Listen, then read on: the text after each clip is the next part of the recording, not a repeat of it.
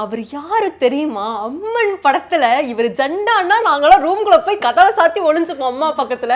அவரையே நீங்க கை நீட்டி such a guts no. Actually அவரோட கெட்டப் எல்லாம் பாக்குறப்போ செட்லயும் வந்துட்டு பயங்கர பயமா தான் இருக்கும். ஓகேவா, நல்லா ரெட் ஃபுல்லா இவ்வளவு பெரிய பொட்டெல்லாம் வச்சுட்டு வருவாங்க. ஓகேவா, எப்போ பார்த்தாலும் இந்த சீன் எல்லாம் நைட்லயே தான் எடுப்பாங்க, பகல எடுக்க. இதெல்லாம் நைட் ஷூட்ஸா? ஆமா, இது எல்லாமே நைட் ஷூட். ஓகே, சோ வந்துட்டு ரொம்ப பயமா இருக்கும். ஆனா இவரு கேமராக்கு பின்னாடி போனா 2-3 வார்த்தை கூட சேர்ந்து பேச மாட்டாங்க. ரொம்ப அமைதியான பர்சன். இவரு பேசினா பக்கத்துல நீங்க போய் நின்னு கேட்டீங்கன்னா தான் அவர் என்ன சொல்றாரு அப்படினே வந்துட்டு புரியும். So soft spoken person. Very soft spoken, ரொம்ப கம்மியா ரொம்ப சைலண்டா இருக்கிற பர்சன். கேமரா ஆன் பண்ணா ஜண்டா அப்படி சொல்லிட்டு வருது. பட் ஆக்சுவலா அப்படி இல்ல.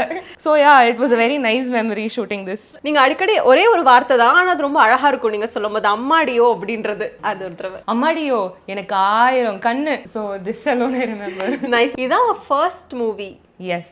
ஸோ இது ராஜகாளி அம்மன். ஒரு ஃபியூ மினிட்ஸ் தான் வந்துட்டு இந்த படத்தில் வருவேன். இதுதான் அந்த ஸ்க்ரீன் டெஸ்ட் நான் அப்போ சொல்லிட்டு இருந்தது வந்துட்டு இதுதான். மிஞ்சி மிஞ்சி போனால் ஒரு 1 hour 1.5 hours இருந்திருப்பேன் செட்டில். அண்ட் ஃபர்ஸ்ட் ஃபிலிம் ஆயிடுச்சு அது அப்படி. இது வந்துட்டு 5 தலை இருக்கிற நாகம் வந்துட்டு கிராஃபிக்ஸில் வச்சுட்டாங்க. நிஜமான பாம்பை வந்துட்டு ஷார்ட் அப்போ வச்சாங்க. அதை பார்த்து செம்ம பயம் எனக்கு. ஆமாம், ஸோ அது கால் கிட்ட வர்ற சீன்லாம் ஆக்சுவலாக நிஜமான பாம்பு வச்சு எடுத்தாங்க. அது வந்துட்டு அவங்க என்னதான் வந்து நம்ம கிட்ட சொன்னாங்கனாலும் அது ஒண்ணு எதுவும் பண்ணாது பாப்பா இருக்குனாலும் அது வந்துட்டு பார்த்தா பாம்புனா பாம்பு அவ்வளவுதான். ஆட்டோமேட்டிக்கா இப்ப வரைக்கும் அப்படிதான் அந்த மாதிரி இருக்கும். நான் மீனா மேம் மடியில உட்கார வச்சுட்டாங்க, ஆனாலும் எனக்கு பயம். அவங்களோட ட்ரெஸ்லயும் ஃபுல்லா பாம்பா இருக்கும். இந்த ஓகேவா, காஸ்டியூமும் அப்படி கொடுத்திருந்தாங்க. நம்மளுக்கு எங்க இருந்து பாம்பு வருதுன்னு தெரியல. நான் என்ன பண்ணுவேன், நான் ஃபுல்லா அந்த சீன் ஃபுல்லா இப்படி கீழே பார்த்துட்டு இருந்தேன். அதுக்கப்புறம் அவங்க பாரு நீங்க என் மடியில இருக்க, என்னோட சாரி அவங்க ஃபுல்லா சாரி எல்லாம் விரிச்சிட்டாங்க.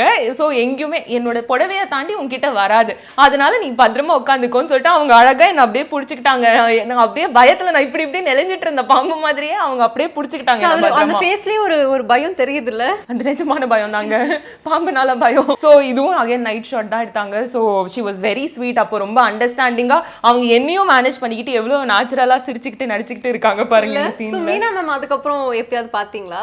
few years later actually. ஆமா, நாங்க பார்த்தோம். ஷூட்காக பார்க்கல, எதேச்சோ ரேண்டமா வேற ஒரு ஸ்டுடியோ நாங்க போயிருக்கிறப்போ அங்க அவங்கள பார்த்தோம். அவங்களுக்கு ஞாபகம் இருந்துட்டு நல்லா பேசினாங்க. அவங்களும் ரொம்ப ஸ்வீட், எந்த ஒரு இன்ஹிபிஷனும் இல்லாம அப்படியே ஜாலியா அப்படியே பேசுற ஒரு ஆளு தான். ஓகேவா, சோ ஸ்டுடியோல அதுக்கப்புறமா பார்த்தப்போ வந்துட்டு அம்மாவும் நானும் போயிட்டு வந்துட்டு ஹாய் மேம் எப்படி இருக்கீங்க, பழைய தம்மன் பண்ணணும். ஓ ஆமா அப்படி சொல்லிட்டு ஷீ ஸ்போக் ஃபார் லைக் ஒரு 5 நிமிஷம் பேசிட்டு அதுக்கப்புறமா தான் அவங்களோட வேலை பார்த்துட்டு போனாங்க. அந்த விதத்துல she is also very sweet. பழைய தம்மன் படத்துல இருக்க ஒரு டயலாக் ரீக்ரியேட் பண்ணீங்கன்னா I'll be happy.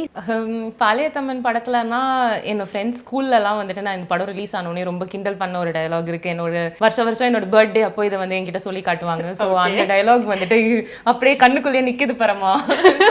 வேப்பிலைக்கு மிஞ்சின மருந்தும் இல்ல, கூழுக்கு மிஞ்சின விருந்தும் இல்ல அப்படின்னு சொல்லிட்டு நீங்க பாத்துட்டு ட்ரீட் கிட்ட இப்படிதானே சொல்லுவீங்க.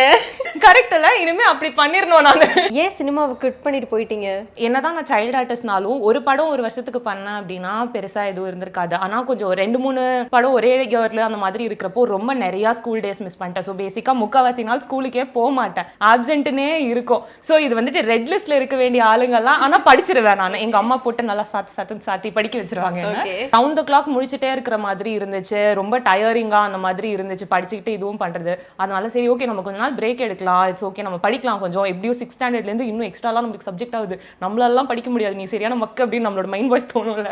அந்த மாதிரிலாம் தோணி ஸ்டாப் பண்ணுவோம். அதுக்கப்புறம் கிராஜுவலா in a few years I lost interest. சரி ஜர்னலிசம் சைட் போகலாம் அப்படின்னு சொல்லிட்டு என்னோட இன்ட்ரெஸ்ட் மாறி அப்படியே நான் I never went back in. So that is how I.